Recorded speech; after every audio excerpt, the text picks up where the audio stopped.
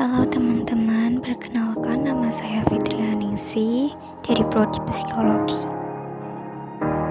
Pada kesempatan kali ini saya mendapatkan tema prinsip-prinsip perkembangan dan pola perkembangan. Mari kita simak penjelasan berikut ini. Sebelum kita ke tema pokok, mari kita simak pengertian perkembangan. Apa itu perkembangan? Perkembangan menunjukkan suatu proses tertentu, yaitu suatu proses yang menuju ke depan dan tidak begitu saja dapat diulang kembali. Dalam perkembangan, person menjadi perubahan-perubahan yang sedikit banyak bersifat tetap dan tidak dapat diputar kembali. Nah, sekarang saya akan membahas mengenai prinsip-prinsip perkembangan yang di sini saya ambil menurut Baltas dan kawan-kawan, yaitu development is lifelong, development is multidimensional, development is multidirectional, relative influence of biology and culture shift over the lifespan, development involve change, resource allocation, and development shows plasticity. Yang terakhir, development is influenced by the historical and cultural context. Berikut pemaparannya. Development is long, atau perkembangan adalah seumur hidup.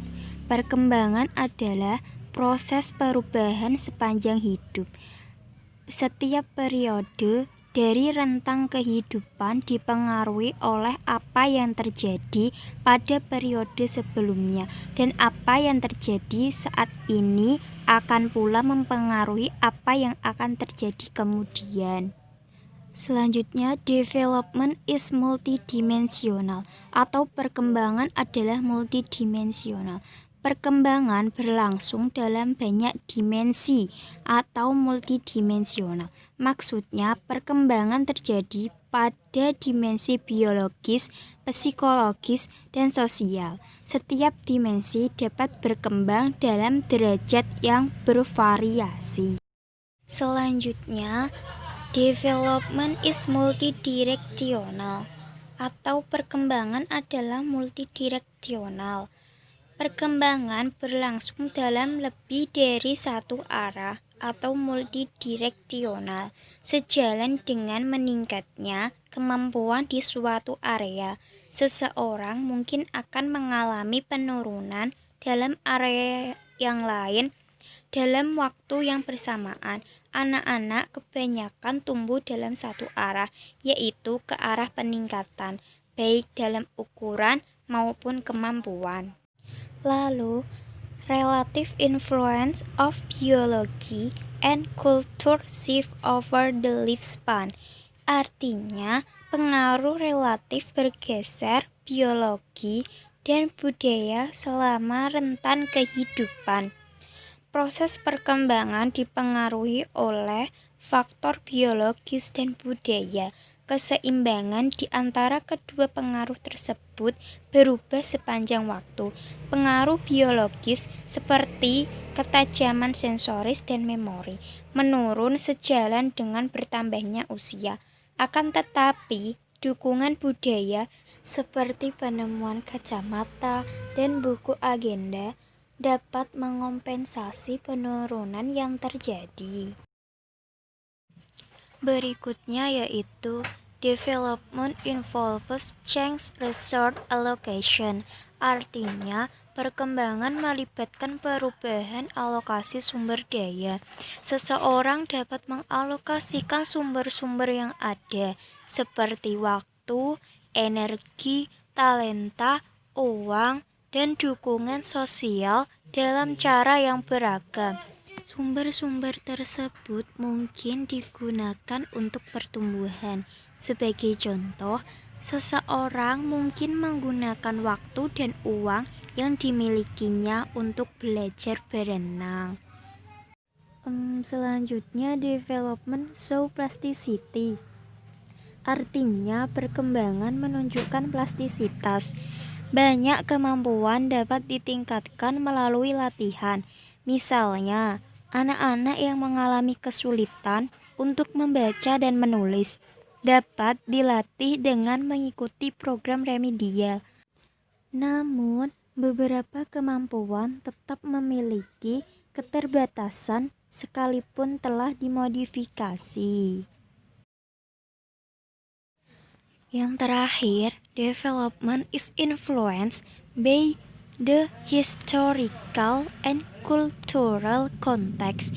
Artinya, perkembangan dipengaruhi oleh konteks historis dan budaya.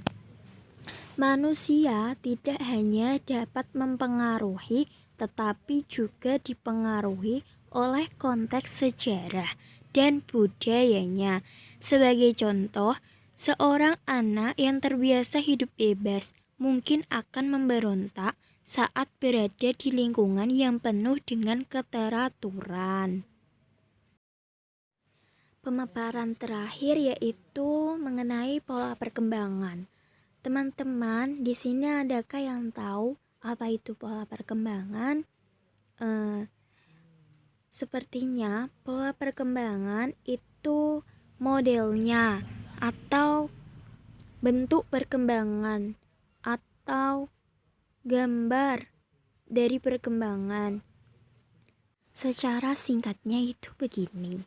Kita kan dulu ada di rahim ibu, lalu jadi bayi, selanjutnya jadi balita, ya kan?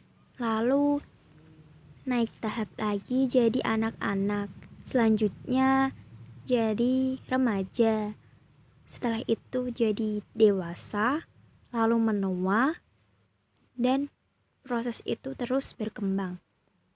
Nah, disimpulkan pola itu harus teratur atau ada aturannya, kayaknya ya seperti itu.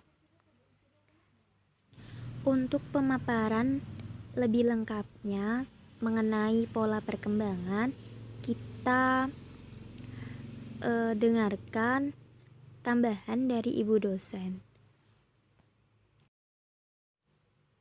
Sekian dari saya. Apabila ada kesalahan, mohon dimaafkan. Terima kasih sudah mendengarkan pemaparan yang sangat singkat dari saya. Wassalamualaikum warahmatullahi wabarakatuh.